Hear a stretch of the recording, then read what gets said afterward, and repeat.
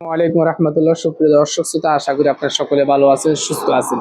বরাবর আমি আছি হাফেজ বদরুল ইসলাম, নোয়াখালী এবং ফেনী থেকে। তো আজকে যে বিষয় নিয়ে আলোচনা করবো, বা যে ভিডিওটা নিয়ে আপনার সামনে হাজির হয়েছে, সেটা অত্যন্ত গুরুত্বপূর্ণ একটি বিষয়। সেটা আপনারা অবশ্যই ভিডিও টাইটেল এবং থাম্বনেল দেখে বুঝে গেছেন।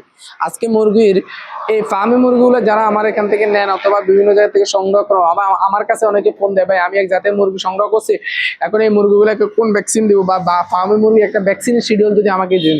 তাদের উদ্দেশ্যে আমি বলবো, ভিডিওটি শেষ পর্যন্ত দেখুন, ভিডিও টানবেন না, তাহলে আমি আপনাদের আজকে পুরোপুরি ক্লিয়ারলি বুঝে দিব ফার্মে মুরগি একদিন থেকে আপনারা কোন কোন ভ্যাকসিন গুলো দিবেন এবং কোনগুলো জরুরি, কোনগুলো দিতে হবে এবং কোনগুলো মোটামুটি না দিলেও চলবে।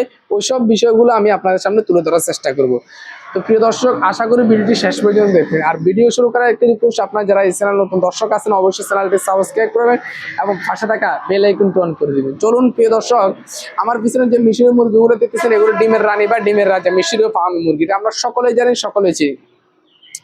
এই ফার্মি মুরগিগুলো সাধারণত ডিম উৎপাদনের জন্য লালন পালন করা হয়। তো এগুলো কিন্তু বয়সের সাথে সাথে ভ্যাকসিন যদি না দেন, তাহলে এই মুরগিগুলো অসুস্থ হয়ে যাবে। অসুস্থ হলে আপনার অনেক টাকা ক্ষতি হতে পারে। এই জন্য আপনারা অবশ্যই মুরগিকে বয়সের সাথে সাথে ভ্যাকসিন দেওয়ার চেষ্টা করুন। যে মুরগিগুলো দেখতেছেন, এগুলো সাধারণত প্রথমে একদিন একটা ভ্যাকসিন দিতে হয়, ম্যারেক্স ভ্যাকসিন। এটা অনেকে দেয়, অনেকে দেয় না। তারা এই জন্য বলছে, আমি অনেকের সাথে যোগাযোগ করছি, অনেকে বলতেছে ভাই এটা দিলেও যে সমস্যা, না দিলেও সেই সমস্যা। তো আপনারা চেষ্টা করবেন যেটা দেওয়ার জন্য। এরপরে 4 দিনে একবার মাস্ট বি BCRDB বা বাচ্চার রানীক্ষেত এই ভ্যাকসিনটা দিবেন। 11 দিন আগে গাম্বুরো ভ্যাকসিনটা দিবেন, সেম গাম্বুরো ভ্যাকসিনটা আবার 18 দিনে দিবেন। এবং BCRDB যে ভ্যাকসিনটা দিয়েছেন সেম, বা রানীক্ষেত লাসোডা নাম আরেকটা ভ্যাকসিন আছে, ওটা আপনারা হচ্ছে যায় 21 দিন বয়সে দিবেন। আরেকটি কথা হচ্ছে যে সেখানে যে মাঝখানে আপনারা অ্যান্ডিকিল নামে একটা ভ্যাকসিন করবেন। আমি কিছুদিন আগে একটা ভিডিও দিয়েছিলাম এই বিষয়ে, যে মুরগিকে দৌড়ে দৌড়ে ঘাড়ের মধ্যে ইঞ্জেকশন করতে হবে। ওই ধরনের একটা ভ্যাকসিন আছে, ওই ভ্যাকসিনটার দাম প্রায় 8-10 হাজার টাকার মতো আপনার খরচ হতে পারে। হ্যাঁ, ওই ভ্যাকসিনটা দেওয়ার চেষ্টা করবেন। ওটা গাড়ে পুশ করলে মুরগির আশেপাশে যে রানীক্ষেত হয় বা বিভিন্ন ধরনের বার্ড ফ্লু হয়, এই ধরনের যে রোগগুলো হয়, তাহলে আশা করছি আপনার মুরগিতে আর ওই ধরনের রোগগুলো হবে না। তো আপনারা চেষ্টা করবেন যে এই ভ্যাকসিনটা দিতে। এবং এই প্রথমে 1 মাসে ভ্যাকসিন দেওয়ার পরে আপনার মুরগি বয়স যখন 40 থেকে 45 দিন হয়ে যাবে, তখন আপনার ফাউল পক্স ভ্যাকসিনটা দেওয়ার চেষ্টা করুন। ফাউল পক্স ভ্যাকসিনটা এই জন্য দেওয়া হয় যাতে করে মুরগিতে চোখের যে সমস্যাটা, চোখ ফুলে যায়, চোখ দিয়ে পানি পড়ে, এই ফক্স যেন না হয়, না উঠে, এই জন্য ফাউল পক্স ভ্যাকসিনটা দেওয়া হয়। তো আপনারা চেষ্টা করবেন যে এই ফাউল পক্স ভ্যাকসিনটা দিতেন।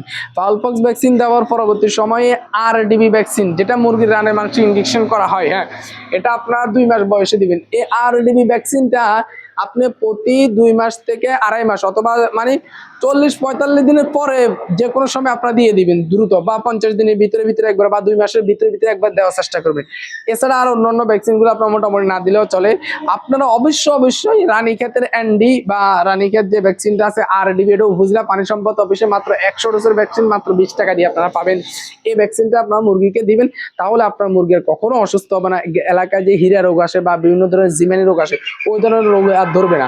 আপনারা চেষ্টা করবেন যে আপনাদের মুরগিগুলোকে অবশ্যই 60-65 দিনের ভিতরে ভিতরে একবার এই ভ্যাকসিনটা দিবেন। অর্থাৎ ডিম যতদিন পর্যন্ত ফাটবে, ততদিন পর্যন্ত আপনারা এই ভ্যাকসিনটা দেওয়ার চেষ্টা করবেন। তাহলে আশা করব আর আপনার মুরগিতে অন্যান্য ধরনের সমস্যা হবে না। এর পরবর্তী আরো কিছু সমস্যা দেওয়ান মুরগিকে অবশ্যই আপনি কৃমি ওষুধটা খাওয়াতে হবে। 50 দিন বয়সে কৃমি ওষুধটা খাবেন, বা 45 দিন, 50 দিন বা 2 মাস পর পর একটু কৃমি ওষুধটা খাওয়াবেন। তাহলে আর মুরগিগুলোতে আর বিভিন্ন ধরনের সমস্যা আর হবে না ইনশাল্লাহ। এছাড়া আরেকটি ওষুধ হচ্ছে, আপনার একটু ভিটামিন খাওয়ালেন মাঝে মধ্যে, মুরগির গ্রোথ অনুযায়ী, লাইভ ওয়েট অনুযায়ী। তখন দেখতেছেন যে আপনার মুরগির বয়স 2 মাস হয়েছে, এখনো ওজন একবারে কম, আপনার ধারণা অনুযায়ী ওজনটা কম আসছে, তাহলে একটু ভিটামিন খাওয়াবেন। এইসব বিষয়গুলো যদি আপনি মাথায় রাখেন, তাহলে আপনার মুরগি কখনো অসুস্থ হবে না এবং মুরগি সবসময় সুস্থ থাকবে। এবং এটাই হচ্ছে ভ্যাকসিনের লিস্ট, এছাড়া এর বাইরে কোনো লিস্ট নাই। এখন আপনাকে অন্যান্য ভ্যাকসিন দিতে পারে, বিভিন্ন ধরনের ভ্যাকসিন বিভিন্ন কোম্পানির আছে, আপনাকে বলবে এটা দিতে যেতে, মানে নিজেকে পাগল বানিয়ে ফেলবে বিভিন্ন ভ্যাকসিন কোম্পানিরা। এই জন্য আমি যেসব বিষয়গুলো বলছি, আমার দীর্ঘ 10 বছর ফার্মিং লালন পালন করতেছি, আমার এই অভিজ্ঞতা থেকে এটা আপনাদের সাথে শেয়ার করলাম। আপনারা এই বিষয়গুলো মানে চললে, এই ভ্যাকসিনগুলো দিলে আশা করছি আপনার মুরগিতে আর কোনো ধরনের রোগ আক্রান্ত হবে না। আর একটু খেয়াল রাখবেন মুরগিদের যেন ঠান্ডা না লাগে, ঠান্ডার ওষুধটা খাওয়াবেন, রক্ত আমাশার ওষুধটা খাওয়াবেন। এগুলো খাওয়ালে মোটামুটি আপনার মুরগিগুলো সুস্থ থাকবে। যাই হোক, ভিডিওটি পর্যন্ত যদি ভালো লাগে একটি লাইক করবেন, চ্যানেল নতুন দর্শক তাহলে অবশ্যই চ্যানেলটি সাবস্ক্রাইব করবেন। সব ভালো থাকবেন, সুস্থ থাকবেন, সকলে সুস্থতা কামনা করে এখানে বিদায় নিচ্ছি। আল্লাহ হাফিজ। আসসালামু আলাইকুম ওয়া রাহমাতুল্লাহি ওয়া বারাকাতুহু।